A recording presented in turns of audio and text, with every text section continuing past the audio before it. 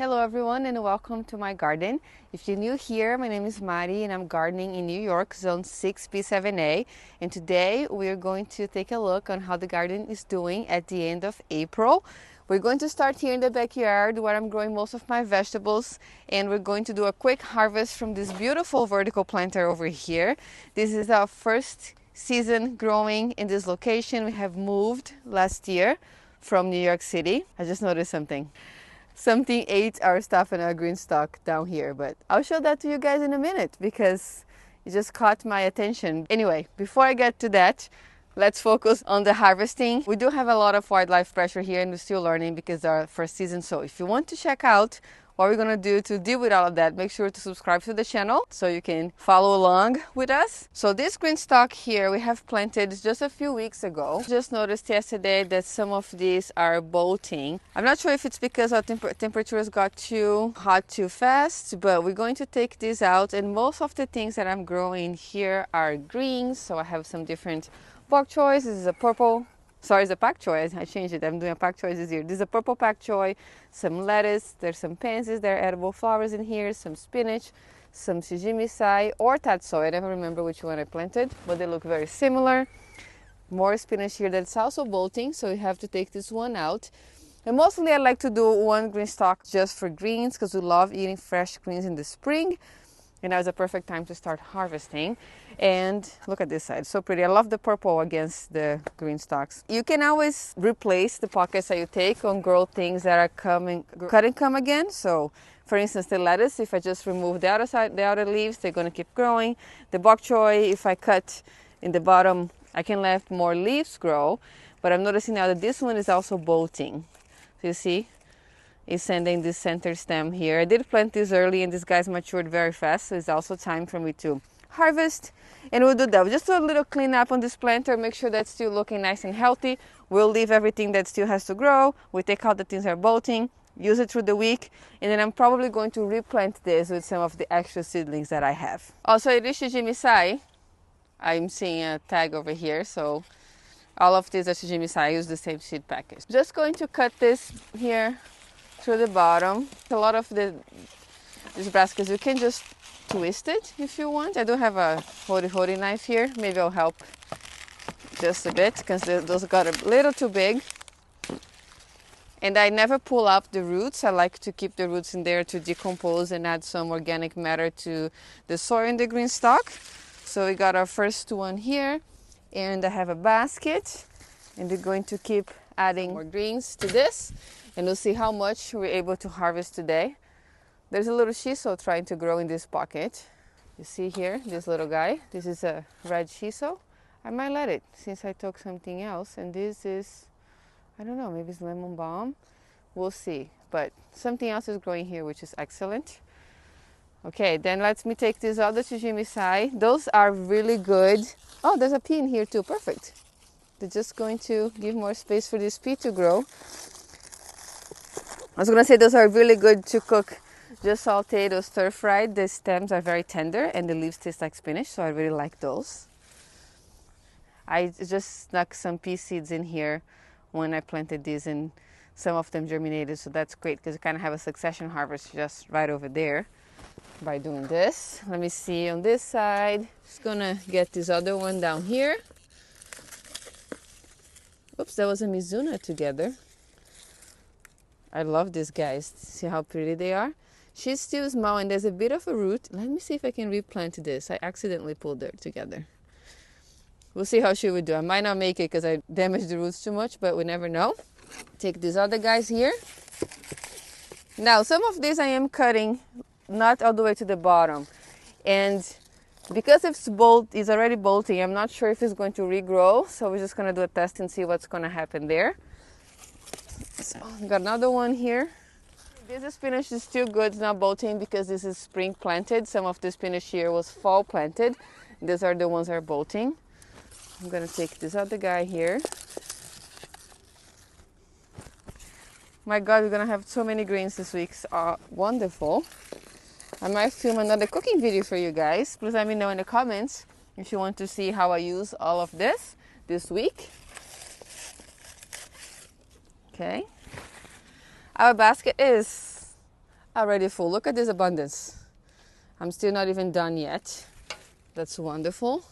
And nothing makes me happier in the spring than already start eating fresh homegrown greens. I look forward to this every spring, every year. It tastes so much better than anything you can buy in the store, and they stay fresh longer in your fridge, even if you harvest them like this because they're bolting already. You do want to harvest them when they're bolting because you want to slow down the bolting process. But these will stay fresh in your fridge for 1 to 2 weeks if you don't want to eat it all at once. I'm probably going to meal prep with this. We'll see, we'll decide, and I'll let you guys know. I was going to harvest some lettuce too, but I think there's too many greens in here, and this lettuce is still looking okay. Not bolting or anything, so she's gonna stay. This one was bolting. I grabbed the top, but I'm gonna get the rest of the plant right now and open this pocket to plant something else. Let me see what else we have in this planter. This huge bok choy here. And, oh, this is spinach over there. I'm going to cut to the bottom too. I'm really liking using this hori knife. Lately, it's a really good multi-use tool. I usually do this with pruners, but it's very easy with this knife too. Let's put this here. Oh my goodness, look at this. So pretty. Can you see how much we've got already?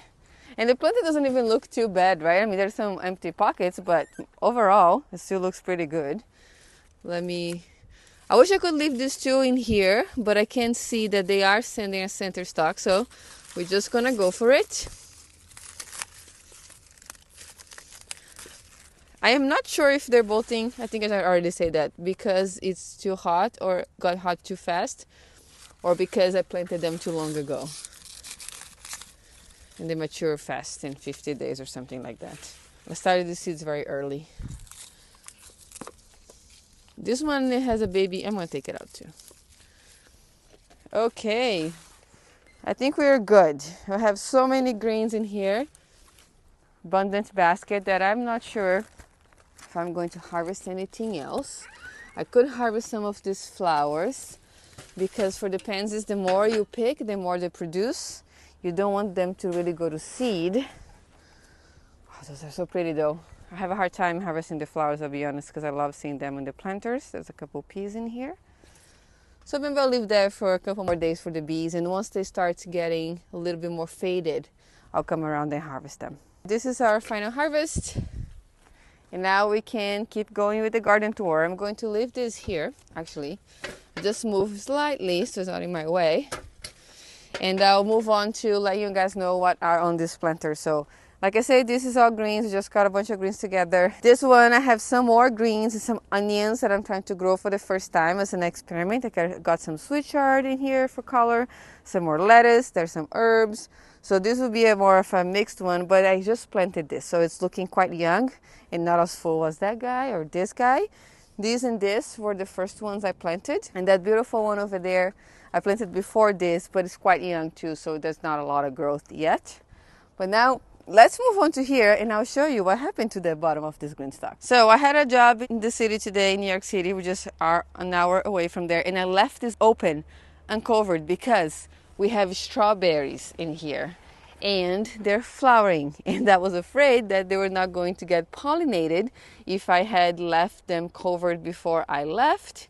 So I left them open. And now we came back home to this. You can see here in the bottom that something took a little chomp. Look at this one of our brassicas. I had a kale over here that is eaten all the way down. This kale will come back though, because kale will send some shoots from the sides. This kohlrabi, it's eaten. It was forming a bulb already. It's still skinny, but it was eaten pretty good over there. The leaves were also eaten, and this, I think, was a kale too. And a little bit of this broccoli. So, wow, this is the one that's flowering too. So thankfully, it did not eat the main head over there. So I believe this is a groundhog. We do have groundhogs in here. We also have deer. Our property is fenced, but the deer jump and they come here as if there's no fence. So that's why we're doing an extra fenced garden in the other place. And now I have to think about this, guys, because Just realized about the strawberries having to be pollinated. But most of it we still have. So we lost 3 plants, and this planter has 30 pockets, and we still have all of the 27 in here. So it's not too bad overall. Guys, we don't count too much as a loss. It's okay, the wildlife has to eat too. But we don't want that to happen to everything. So we will be fencing up an area of your garden. But mostly here, I have some broccoli, I have some peas too, next to the strawberries, and some kale. So this was my brassica GreenStalk. I did the same thing to this GreenStalk last year, and it looked amazing. I put a nasturtium in there, which I have just planted up here, and it trailed over, then flower everywhere. Maybe I'll put a picture right on the screen here so you can see the difference. It looked so nice last year, but I was in New York City. I didn't have to cover it. So we'll see how this one's going to turn out this year. And here I just have a little area where I'm growing a few different things here and there. I do intend to make this a full, beautiful patio garden to serve as inspiration for you guys to have smaller spaces. I myself gardened in a small space in New York City for 4 years, so I understand. And I still wanted to have that to be able to show you guys. So this is just a few more container gardening options that we have here. I have some grow bags. This is a big barrel. Some of these other pots. I have these blueberries here that I'm growing for the first time this year, and I'm very excited for those. They're flowering right now. And early in the day, I saw some bumblebees in here. That was very nice. I tried to do garlic in this pot, but I'm not sure if it got too cold or watered too much. We had lots of moisture this winter and nothing came up. But the shallots that I planted at the same day came up and are doing well. So we're gonna have some shallots on those bags in there. And here's just some alliums that I grew. Those are ornamental, those big purple balls that I wanted to add here for some beauty. I did not have anything to put a garlic or shallot here last year. We moved here in the fall, and this property was all grass. This was all empty. It had nothing in here. So I didn't have any space to plant the garlic and the shallots that have to be fall planted. But I still wanted to learn, so I decided to plant them in bags just to see, how they would do here. And I'm gonna have to repeat the experiment this fall with the garlic because that did not work, but I won't give up and I'll try it again. Maybe in the raised beds this time. And since I've been talking about raised beds, let's walk over here to this side. This is going to be our enclosed raised bed garden, and we have started working on putting this fence up. This fence is not tall enough because we have deer, and we need to just put another layer up, but this is the foundation. This mesh here is a snake wire mesh, so it's very fine, and it's going to prevent a lot of the animals to come from the bottom, and even snakes or something like that. But we wanted to have a more sturdy layer in the bottom, and we are renting. So our landlord that actually gifted this to us because she really wanted us to garden, and she has a garden herself, and she said that one great thing that she found out to do is to, when you put the second layer, leave them a little wobbly, so it makes it a little harder for the wildlife to climb in. So the second layer we're going to put in here probably going to be bird netting, and we have plenty of bamboo, as you can see behind there in the back, and we're going to just attach some long tall bamboo poles in here and then cover the rest of it with some bird netting to make it a little harder for them to get in here. We're going to finish this area with the fence. This is going to be a future gate. And here we have this gorgeous wood grain raised bed that's actually metal. We were gifted this by Vego, and I loved it so much. Originally, I wanted to do a bamboo raised bed garden here because I wanted to make something with what we had in the property, and starting a garden can be expensive. So I was very happy that Vego offered to gift us this, and I liked it so much I actually ended up buying another one that is coming, and I'm going to have another one matching right next to that. And after I bought my second one, I bought it myself because I love it so much, Vego was super kind to say they're going to send us a third one. So we're going to have a third one back here, but a bit of a skinnier one so you guys can see a different model. So this is a 4x8, and then we're going to have a 2x8 back here this way. And here I want to do an in-ground garden. So I have lots of wood chips in here.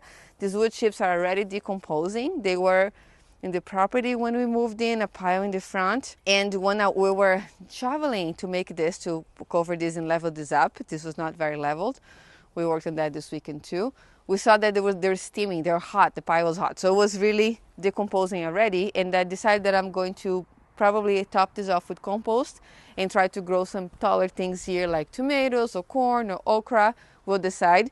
But I want this here to be an in-ground bed. We have documented the process of doing all of this. That video is not up yet because I need to finish. So this is a bit of a sneak peek of what you guys are going to see for this garden. But once I build the other raised bed, fill them up, we're gonna put that video out and show you guys how we did all of this. I also want to put an arch in between here, maybe a black arch, similar to the ones I had in my previous garden in New York City, on the plot garden that we had there. And I think it's going to look really nice. We also might want to do something on the borders of the garden to make it pretty and also to prevent the wildlife to come in too much here. So stay tuned for that. And again, don't forget to subscribe if you want to see how everything's gonna go, because this is our first season here and have a lot to do to build this brand new garden. But now let's come back here real quick so I can show you my seedlings. We have a rain barrel here that we're gonna figure out too how we're gonna put this into good use to water our garden with rainwater. We have a shiitake log. This is a mushroom log that we're also planning to put in here, which is super cool. This log is inoculated with some shiitake mushrooms. It was inoculated in 2023. It's 2 years ago, but it can take a couple years to fruit. So we are going to try to set this up in a shady location in the garden on the next few days too. Here I have lots of seedlings acclimated. I grew all of this from seed. Almost everything that you see in this garden I grew from seed, and I have videos about it. And these over here are snapdragons. They are going to be for the landscape because we have lots of space in the front, as you'll see in a minute too. We have some onions. Those are New York early onions. This is my first time growing onions. And you can see that I cut the tops here to help encourage with root growth. And I actually used the top of this in a video that I just filmed before this one, cooking some ramen. I used that for a garnish, as well as the bok choy that I have harvested from there on that video too. Here I have lots of flowers that I have to put in the landscape in the front too, and I'll go over them once we are planting them. Here I have some more veggies that are supposed to go in the veggie garden, but that project got delayed, so they're not looking really good. The scale looks too small. I might have to start some extra seeds, but we'll see what we can do there. It did take a little time for us to start going over there because it was so cold and windy and rainy. It was so hard for us to get work done outside, but finally the weather's getting better and we're trying to hurry up and get that project done so we can plant our things. And I want all of my warm season crops to go there too, like my tomatoes, my peppers, eggplant, squash, and all of that. Here we have the elevated garden bags from Vego. I love this one. It's so nice to be able to garden standing up. Same with the GreenStalks. I love the GreenStalks because it's so easy to maintain, you know, when you're doing the day-to-day gardening. And this has lots of brassicas on it too. I have this beautiful purple Napa cabbage. I have some purple and yellow cauliflowers that are not heading yet, but I have 3 purples and 2 yellows. So those are shadow cauliflowers and those are purple moon cauliflowers together with that. And you can see that this side of this bed is growing a little slower. I think it's because it gets shaded first, and then whatever's getting more sun is growing a lot faster. So you can see how that can make a difference just by the amount of sun exposure that you get. Things can get delayed. I have some kohlrabi in the back too, and this is a broccoli. I seeded a bunch of little radishes everywhere here. You can see all these little green things to get a quick crop. I don't see any bulbing yet, but soon enough we have some radish to harvest. I also interplanted some onions in here to help with pest control, hopefully make some strong smells. And I have some thyme and some sage that are babies because I also started them from seed, but hopefully they'll grow and get big with time. Some flowers for beauty. I love this because they're also edible, so I have plants everywhere. I also started them from seed, and that's mostly each for this bed, but it's growing pretty fast. It's growing well from the time when I planted. Here I have more seedlings. Some of them I did buy though. I bought this Blue verbena, one of my favorite things to grow in the garden because it smells so good. Some citronella for helping with mosquitoes and pest control. I have some lavender that I want to plant around the garden too, to try to fend off some of those pests as well. So we're going to do a little bit of integrated things. We're going to put fences, we're going to use smells, we're going to do lots of different things to hopefully have a successful garden. And also by adding things like oregano and thyme and rosemary, you doing your herb garden just outside that you can still use and cook, but then that also serves the function of deterring the pests that can eat your precious crops as well. And here I just found some more damage from the groundhog. Apparently we lost some more broccoli. Look at that. I was going to talk about this, got distracted, but little broccoli is lost. Another broccoli. This one was also open. I didn't cover this. Broccoli. I did read that they love brassicas, but the good thing is it looks like it's not climbing up. I was not sure if groundhogs climb. If you guys know, please let me know in the comment section down below. It's our first time dealing with them here in this new location, but apparently he only ate from the bottom 2 tiers, which is cool. Because if they're not going to go up, I can just plant things that they might not like to eat, like rosemary or thyme, is just some super strong herbs in the bottom. I did have the feeling about that, but I was not sure. So one of those green stalks there, I did plant with herbs in the below. But I guess overall it's not too bad. If they only took, they ate the lettuce too. But this lettuce, they ate the top, but it's still going to grow. We just pruned it for us. These are our native flower seeds. We have a beautiful pond in the front of this property. And I want to plant the edges of the pond with native flowers to support wildlife and the native pollinators and all of that. So I have a variety of things in here and also have videos about starting them, and most of them have germinated. I have to kind of come here and separate them. There's some things that germinated very densely. A few things are more spare, like this lupine. There are bigger things. There's barely anything in there, but you can see like on this one or that one, even there's lots of little babies. This one too. These things over here are from our maple tree. These little things are growing, falling everywhere, you can see. We have a big sugar maple tree on top of us, and I think those were the flowers. And it dropped everything before it set out all these beautiful leaves. So it's a little messy over here. Looking a little dirty, but it's fine. It's just the maple flower thing. But I plan to separate these guys and try to plant it around the pond too. We have to figure out how we're going to take care of the soil in there. So stay tuned for that. We will do all of that together. And here I have some of potatoes that I also started with you guys in a video, and they have breached. You see those little sprouts in here? Here and here. And is there one more? Oh, that's all. Those 2 so far. There was a 3rd potato in there. And I put this in here to protect it from squirrels digging them up or from groundhogs from eating the tops. Actually, there is another one here. It's because those are purple potatoes, so the sprouts look a little purple. But you see this little guy? It's another one. That's the 3rd one coming up soon. All right, now we're going to go take a walk around the house and take a look at the front yard. The front yard is looking so gorgeous right now, especially with this light. Our grass has greened up very nicely in the last week or so, and you have these gorgeous trees blooming. We're gonna walk a little closer to show you guys. We've got some daffodils blooming here. This one was planted by the previous tenants. We didn't plant those. And there is some beautiful ones that I did plant last year down here. But first, let's just look at these trees. They're all so nice. I'm not sure if the camera is capturing the real beauty. And you can see our neighbor house has that beautiful white one there in the back. Also, it's like a drooping, like a weeping cherry. So beautiful. But let's look at this little bed here first. These are the daffodils I planted last year. They're called Flower Surprise, and I love them. I love the color. You can see there's a few are missing because I have taken a couple to make a little arrangement for our home. So they're so beautiful, I couldn't resist. I have planted 10. I have 5 here, so 4 or 5 of them are inside. Oh my goodness. Look at this. Isn't it beautiful? Then another one here. Oh God.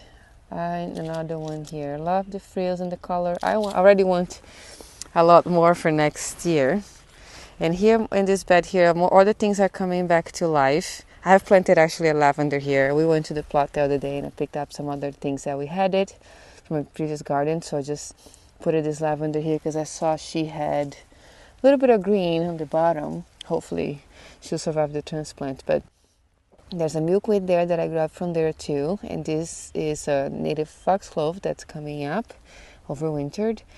Some feverfew in there. Some of the stock I planted earlier is not doing so great, but it's all right. The peony, you can see, it's coming up. This is the one I was gifted by Eileen, which I have filmed a garden tour from last year too. And I think I'm going to try to plant some other things in here. It's looking a little bare.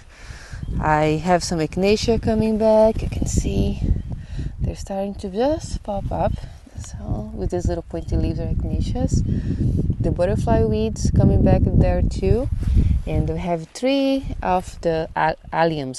Those are the Globe Master alliums. Are nice and big purple balls. And here I have my little hydrangea that I think it died. I don't see any. Oh no, actually. Oh, is that a little bud? I think she might come back. Okay, there's hope. I see a couple buds in there. Okay, so maybe she will come and I'll show you guys how she will look. Now, one more time, just look at this gorgeous trees. I love the different colors. There's red and orange and white. This one is already coming, this maple here, to its green leaves. And this is the cherry blossom I said in the other garden tour. I was going to show you guys when it was blooming. She's a lighter one than the one we showed in the early April garden tour. Very beautiful. And this mulched area here, we have to really try to work on. That maybe will be a project for May. We need to get that big pile of mulch and spread it around. I have started doing that already on that corner, but you see that there's a lot of weeds growing here, coming in this side, so we need to add an extra layer. We also have these beautiful violets blooming here right now. I love the color of these ones. They look like little orchids to me. The bees have been enjoying them and flying around. It's been very nice. So I have this little nice patch that I plan to keep it and encourage growing here. And if there's violets growing in this area too, I'll let them grow. I like them. They're had a very nice cheer to the garden. Let's walk now a bit more closer to these gorgeous trees. Oh my goodness, I can't believe how beautiful this is. We feel so lucky to be here. I will do a little overview for the pond. You guys can see there's some bugs. It's the time of the day, the bugs are back. But here's the pond with the beautiful green grass, a bit of a sunset in there. Very nice. Let's walk closer to those no-dig beds that we made together last year. I have made another one here and put some compost in the middle and some wood chips in the edges to make it look a little nicer. I'm not sure if it looks nice or not, but that's how we're rolling for now. The beds here, they're not doing so well. I might have to think about a few things. They're drying out very fast and the water is not on yet, so it's been hard for me to keep up with them. The ranunculus was doing amazing and then started to get yellow. I'm thinking that maybe it's the water. I need to try to water them more, but I love to have some ranunculus bloom, so I hope they will be okay. Gonna lift it for the sunset again. And the cherry blossoms in here, they have mostly fallen. They're mostly gone. We had very strong winds the past couple days, and these 2 trees, they have dropped its flowers. And the back area over there, I haven't really done anything, so it just looks like the last garden tour. Ooh, lots of bugs. The next project we're going to be working in May is going to work on all these edges of the pond and get it all planted. So you guys can see it before right now, and then hopefully on the May garden tour, we'll see how we'll be looking. And I hope that some of this ranunculus is blooming in May too. That'll be very nice. I'm going to start walking back in now because these flies are really coming. I'm not sure if those are black flies. They don't look like mosquitoes, but they are kind of following me. So let's take a walk back. Okay, so there's still some bugs in here, but it's not as bad. By the pond there's more, but I just want to show this side garden here as the last thing. We have our roses in here. These were already here when we moved. This rose here is a red with a yellow under petals. This one is one that I bought with me when we moved here from our previous garden. It's called Gabriel Oak and it's a beautiful deep pink rose and has an amazing smell, amazing fragrance. I have some things that I scattered in here, some seeds. I can see some larkspur are coming up here. It's a little hard to see some other things because all these violets are growing right now. But see the Larkspur, those big babies. Those are beautiful, tall. Oh, there's something growing here. Is that a hosta? Well, this is our first spring in this house, so we're discovering things all the time, sorry. So maybe we'll see what that's gonna turn out to be down there. But I have bought a peony with me, and I dug out the roots, the whole thing, and put it in here. And I thought she might not flower this year, but you can see here she's full of buds. She sent about 11 shoots in the last garden tour. They're just tiny little things. And now she's budding, and hopefully we have some beautiful white flowers from her this year. There are a few problem things in this garden too. I'm showing right now. This is garlic mustard. If you don't know, this is a bit of a hard weed to have in your garden. It's edible, you can eat if you know how to identify it, but it actually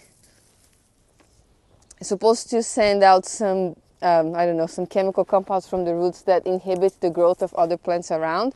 So it's not really good to have it, and it's pretty invasive in our area. And they're flowering means it's the second year of growth. I just went on an herb walk in Central Park in New York City, and the herbalist told us all about garlic mustard and said that in the second year sends this center stem and the flowers. I do want to catch them before they flower so they don't make seed and spread it everywhere. This smells so pungently garlicky right now. I'll leave in here for now, but this is a job that I have to do, not very glamorous. I have to come around the property and pluck out all of this garlic mustard that I see. And last but not least, we have some irises in here that are budding. I have no idea what color those are because they were also came with the house once we moved in. So excited to see how they're going to look like. And hopefully they will still be flowering by the next garden tour in May. And that will be it for this garden tour today. If you have any questions about anything, please let me know in the comment section down below. And if you want to see how this garden was looking in the beginning of April, I'm going to link a video right over here so you can watch that next. Thank you so much for watching today, and I'll see you next time.